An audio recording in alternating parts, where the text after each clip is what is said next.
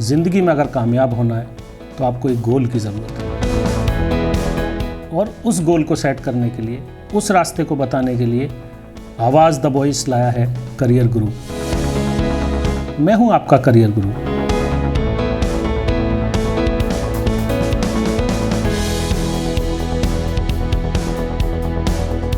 आपको पता होना चाहिए कि जब आप सब्जेक्ट सिलेक्शन कर रहे हैं तो हमें कौन सा सब्जेक्ट लेना चाहिए, और सब्जेक्ट कॉम्बिनेशन बहुत मैटर करता है। जैसे कि अगर कुछ बच्चे ह्यूमन रिसोर्सेज में जाना चाहते हैं आप, या आप कहते हैं मुझे क्लिनिकल साइकोलॉजिस्ट बनना है, साइकोलॉजी, तो आप साइकोलॉजी पढ़ेंगे तो अच्छी बात है, वरना अगर जिसने साइकोलॉजी नहीं पढ़ी उसको भी एडमिशन मिल सकता है।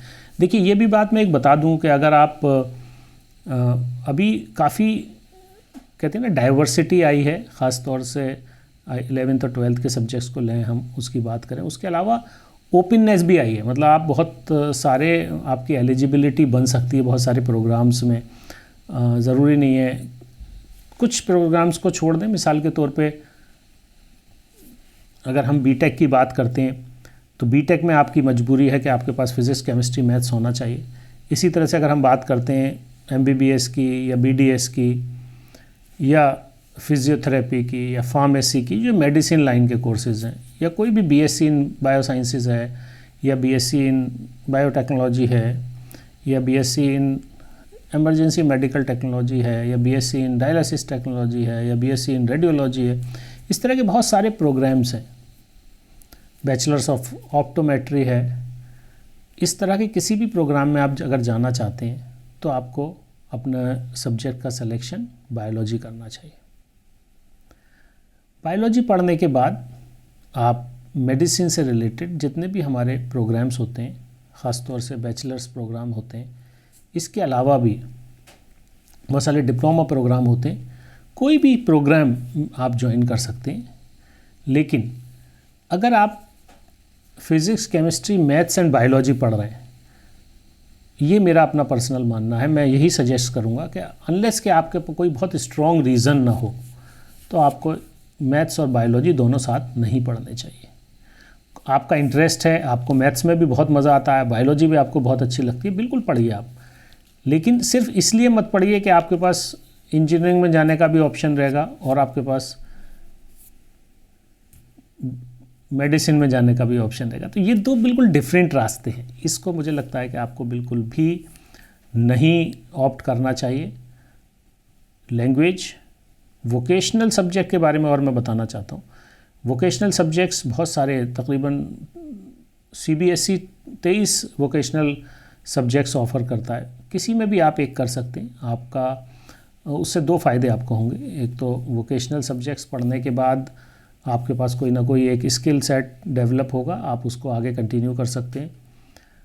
आजकल बहुत सारी ऐसी यूनिवर्सिटीज़ हैं जो स्किल यूनिवर्सिटीज़ हैं, ऑफ़र करती हैं, ख़ास तौर से उन प्रोग्राम्स को ऑफ़र करती हैं जो वोकेशनल से आप पढ़ के आते हैं। उसके अलावा आप डायरेक्ट भी जा सकते हैं, ख़ास तौर से उसी प्रोग्राम में या उसी डिप्लोमा प्रोग्राम में। 10वीं क्लास के बाद आपके पास एक ऑप्शन और होता है कि आप डिप्लोमा इन इंजीनियरिंग में डायरेक्ट एडमिशन ले सकते हैं। बहुत सारे डिप्लोमास होते हैं।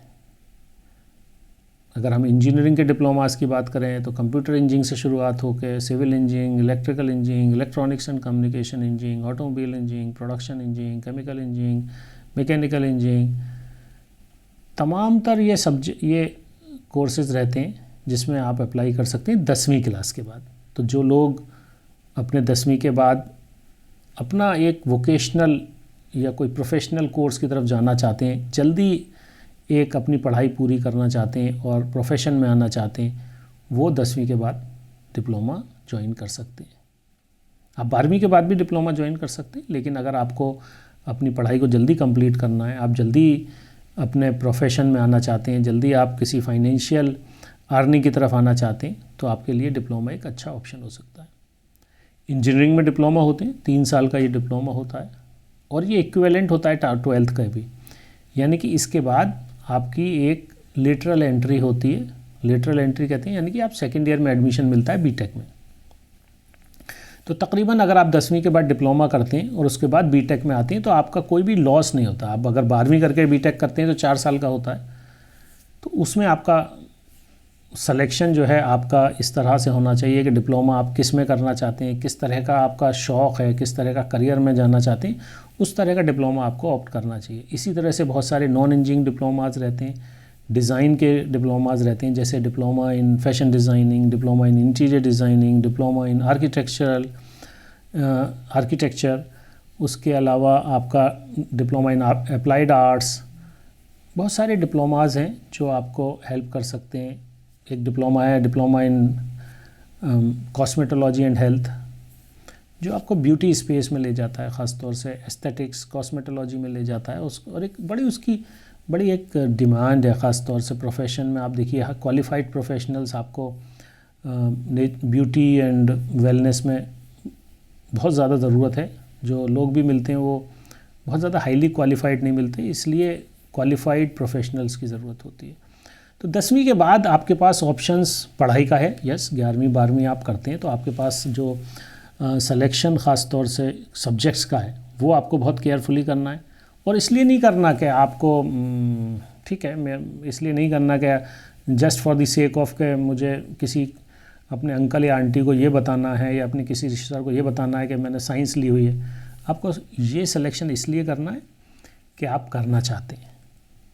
और मैंने ये जैसे बताया आपको, आपके पास बहुत सारे ऑप्शंस होते हैं, बड़े कॉम्बिनेशंस होते हैं, लेकिन अभी छोटा सा एक कंस्ट्रेंट हमारे सामने है। वो कंस्ट्रेंट हमारे सामने ये है कि हमारे स्कूल्स में एक रेस्ट्रिक्टेड नंबर और कॉम्बिनेशंस होते हैं कि इस कॉम्बिनेशन के साथ आप ये ले सकते हैं, इस कॉम्बिनेशन के साथ ये ले सकते हैं। बहुत सारे स्कूलों ने ओपन कर दिया है, बहुत सारे स्कूलों ने अभी ओपन नहीं किया। तो आप बहुत ज़्यादा अपने आप को परेशान ना करते हुए रेलेवेंट कोर्सेज़ को ज़रूर देखें। रेलेवेंट कोर्सेज़ वो जो आप करना चाहते हैं, रेलेवेंट कोर्सेज़ वो जो आपके करियर्स को अचीव करने में, आपके गोल को अचीव करने में आपकी हेल्प करें।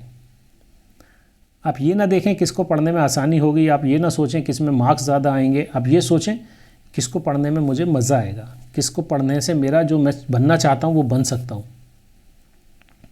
ये चीज़ें जब आप अपनी फोकस करेंगे तो आपको ज़रूर कामयाबी मिलेगी। एक मैं और बताना चाहता हूँ कि अगर आप एक बहुत कामयाब बिजनेसमैन बनना चाहते हैं, एक कामयाब अपनी कंपनी चलाना चाहते हैं, एक एंटरप्रेन्योर बनना चाहते हैं, तो एंटरप्रेन्योरशिप भी आप अपने 11वीं क्लास में सेलेक्ट कर सकते हैं एज ए सब्जेक्ट। इस तरह के बहुत सारे सब्जेक्ट्स होते हैं, लेकिन जैसा कि मैंने कहा कि आपके स्कूल के लेवल पे भी आपके कुछ कंस्ट्रेंट्स हैं।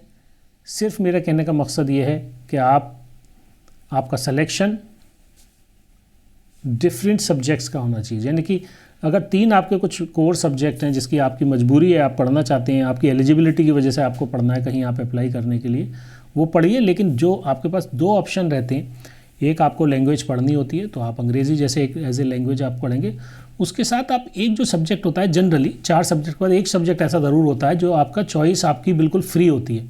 आप किसी तरह का भी सब्जेक्ट ले सकते हैं, उसमें आप एज ए लैंग्वेज ले लें, कोई स्किलिंग का सब्जेक्ट ले लें, कोई आप अपनी चॉइस का ऐसा सब्जेक्ट लीजिए जिसको पढ़ने में आपका पैशन हो। वो जब आप करेंगे तो आपके मार्क्स भी अच्छे आएंगे और वो आपको आपके करियर के, आपके गोल के करीब भी ले जाएगा। हम बात करते हैं इसके बाद उन सब्जेक्ट्स की, जैसे मिसाल के तौर पे अगर आपको कंप्यूटर पढ़ने में मज़ा आता है और आप बायोलॉजी पढ़ रहे हैं तो कोई हर्ज नहीं है, आप ले लीजिए उसको। लेकिन अगर कहीं आपकी इस तरह की मजबूरी है कि आपका स्कूल इजाज़त नहीं देता, क्योंकि बहुत सारे स्कूल्स में कॉम्बिनेशंस होते हैं, वो उन्हीं कॉम्बिनेशंस को तरजीह देते हैं, क्योंकि नंबर ऑफ़ स्टूडेंट्स क्लास में होना भी एक उनका एक कंडीशन होती है। तो आपको ये ज़रूर देखना होगा कि आपके स्कूल में क्या क्या कॉम्बिनेशंस हैं, उसमें कौन सा बेस्ट सूटेड कॉम्बिनेशन आपको मिल सकता है। तो मैं आज आपको यही बताना चाहता हूँ ख़ास तौर से कि आपका जो सब्जेक्ट सिलेक्शन है 10वीं के बाद 11वीं में जब जाएं तो कोई कन्फ्यूजन जहन में ना हो, कोई कंपल्जन जहन में ना हो, और मेरिट आपका मजबूरी नहीं होनी चाहिए। अगर आपकी मेरिट आपने अच्छा अचीव किया हुआ है, अच्छे मार्क्स हैं, तो आपको कुछ भी मिल सकता है, आपको साइंस भी मिल सकती है। बहुत सारी जगह पे मेरिट बेस्ड सिलेक्शन होता है, लेकिन 1 या 2 सब्जेक्ट की चॉइस आपको ज़रूर मिल जाती है। किसी वजह से अगर आपको लगता है कि आपके स्कूल ने किस तरह का कुछ सिस्टम बनाया हुआ है जहाँ पर आपको परसेंटेज के हिसाब से आपके साइंस, नॉन साइंस या आपकी कॉमर्स या आर्ट एंड ह्यूमैनिटीज़ मिलती है तो कोई बात नहीं। उसके बाद आप 1 या 2 सब्जेक्ट की चॉइस आपको फिर भी मिलती है, तो आप उस एक सब्जेक्ट को ज़रूर पढ़ सकते हैं उस कॉम्बिनेशन के साथ। और आजकल आने वाले वक्त में जब तक आप 12वीं करके चलेंगे, जब तक NEP पूरी तरह से इम्प्लीमेंट हो जाएगी, यानी कि 2 साल बाद, 3 साल बाद, तो आपके पास और ऑप्शंस होंगे।